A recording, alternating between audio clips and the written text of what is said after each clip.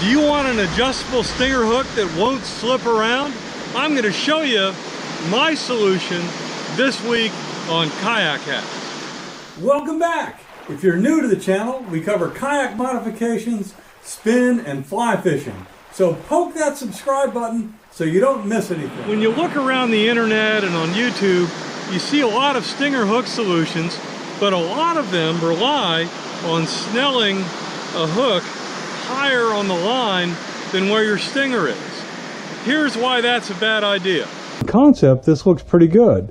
This hook can move back and forth and there's no problem. Well, let's put our simulated bait fish on. So we hook that up and then we hook the stinger in someplace. Let me move this down a little bit. So now we hook the stinger in and everything's great, isn't it? Well, no, because as soon as you throw it, the weight of the fish is down here and it's going to cause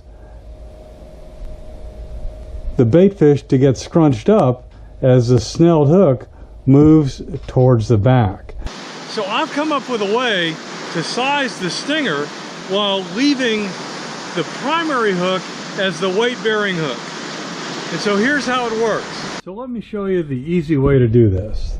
The first thing you do is you undo a bunch of line and you tie on your stinger hook with your favorite knot. Okay, now just undo a bunch of line. Better to have too much than too little.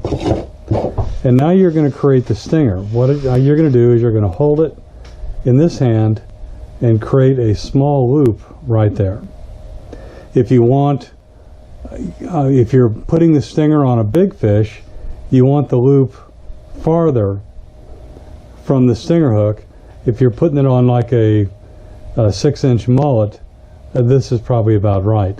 And the reason is that the loop, the slack in the loop is going to give you the adjustment that you need. Now everybody has a pair of needle nose pliers, kind of better to use forceps, but take your needle nose pliers, stick them through the loop, and then make 5 turns. Once you've completed the turns, go up and grab the running end and pull it back through.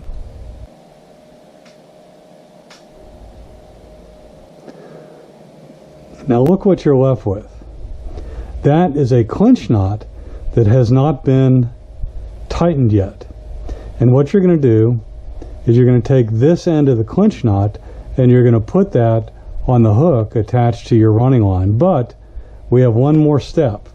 Since our hands get slippery when we're out fishing, it's kind of handy to put a handle in on the other end. And all I'm going to do is double the line over and I'm going to tie a surgeon's loop up here to give myself something to grab on when I go to the next step. So I want that nice little loop right there.